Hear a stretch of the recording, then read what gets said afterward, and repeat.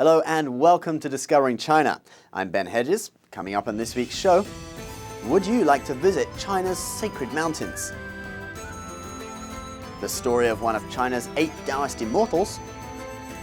And Shenyang Performing Arts brings classical Chinese dance to New York City. Now, many Westerners are into Kung Fu, Tai Chi or meditation, but few have actually visited China's sacred mountains and temples where these traditional arts originate. This week, we talk to one man who has. This is his story. China has many sacred mountains where few Westerners venture, yet there are those that do. The owner of Sacred Journeys, Lin Hai, initially got into Chinese martial arts for self-defense. New York was kind of violent in the 60s, so I practiced martial arts and then it became part of my own ego. But a trip to the home of Kung Fu, the Shaolin Buddhist temple in China, would change Lin Hai forever. When I got to the temple, the abbot of the temple grabbed my hand and gave me a transmission of pure love and compassion and destroyed every single thought and feeling of martial arts I ever had. This opened a door for Lin Hai to study Chinese medicine, and he went on to study softer styles of Kung Fu, such as Bagua and Tai Chi, as well as Tibetan meditation. Lin Hai learned from Buddhist masters and Taoist temples in remote mountainous regions of China. Because of his own experience, he recognizes the profound effect that visiting China's sacred mountains and spiritual sites can have on people's lives in an age where material wealth is often placed above all else. But one thing about wealth is that it can buy you a lot of things, but it really can't buy you eternal happiness. To really find that eternal happiness, you have to look within. And to look within, you really have to go on a journey of self-discovery. And so on an outer level, we go on these journeys of self-discoveries into the tribal areas, into the mountains, the temples and whatnot. On an inner level, though, it's sort of purifying all our attachments and our negativities and our defilements, transforming our ignorance, greed, and hatred into love, compassion, and wisdom. And it's a lot easier to do that when you're on a spiritual mountain with a spiritual energy present. Lin Hai now runs a business that takes Americans to China for their own spiritual journeys in the mountains. He often takes clients to remote mountain caves where many generations of masters have sat in meditation.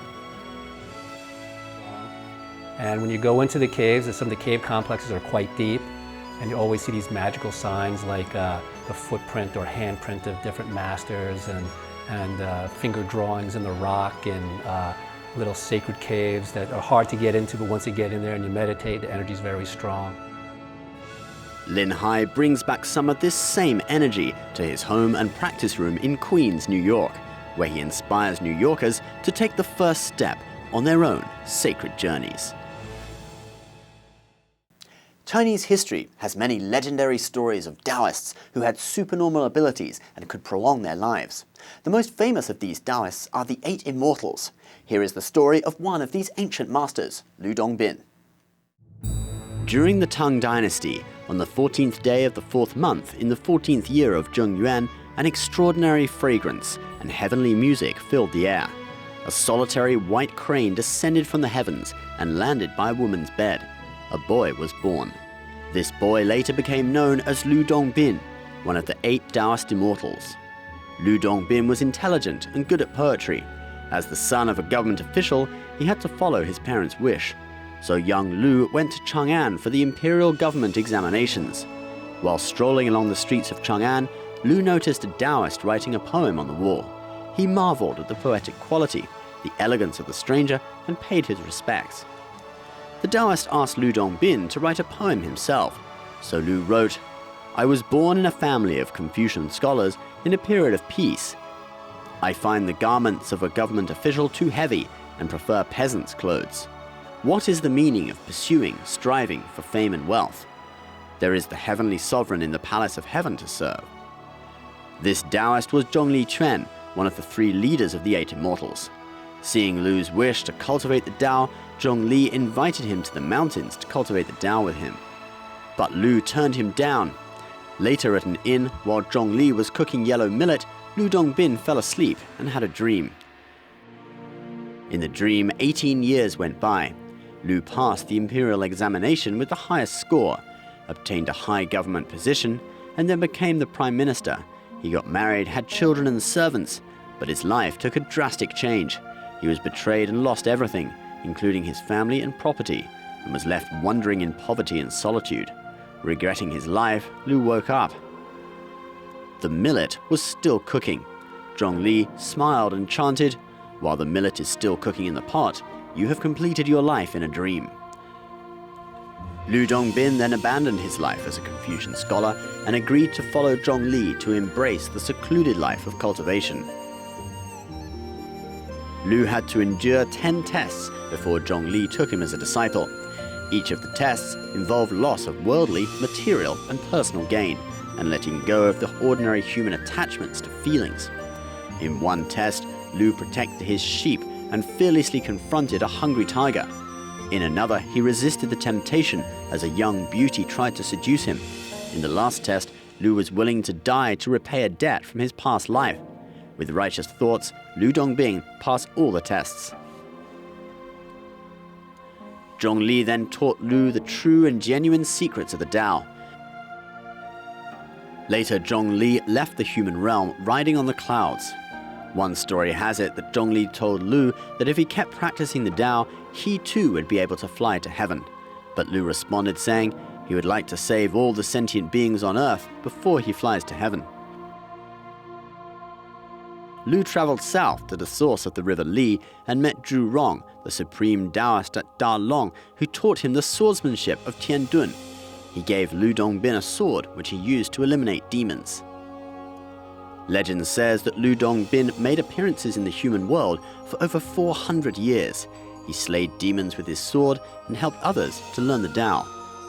Lu often traveled between the mountainous and swampy areas in the provinces of Hunan and Hubei, near the source of the Yangtze River and the Huai River. Later, Zhongli returned, saying Lu Dongbin's name had been added to the Registry of Immortals at the Heavenly Palace. Today, Lu is known as one of the 8 famous Taoist immortals. His poems were collected in the Chuan Tang Shi, the complete collection of Tang poetry. This week, Shenyun Performing Arts, the world's premier Chinese performing arts company, has been playing at New York's Lincoln Center. We speak to one audience member about what she thinks of the show. New Yorkers are out in force to attend the first evening performance of Shenyun Performing Arts season at Lincoln Center. In attendance is Arlene Flannelly, the Deputy Commissioner of the New York City Department of Records. It's amazing, it really is. The costumes, the music, everything about it. But to see the history actually expressed through music and dance is quite spectacular. Flannelly understands well the mission of Shenyun to revive ancient Chinese culture, much of which has been lost in mainland China.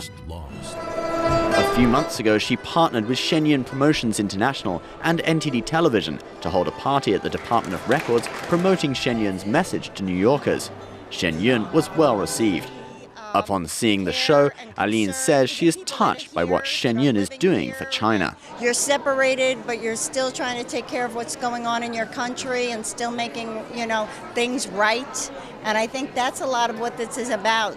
And it's an amazing way of really expressing it so that the whole world, everybody understands music and dance. So I think it's a whole different way of the world seeing it. Shenyun displays traditional Chinese culture, but at the same time, some of the dances tell the story of suppression of freedom in modern China.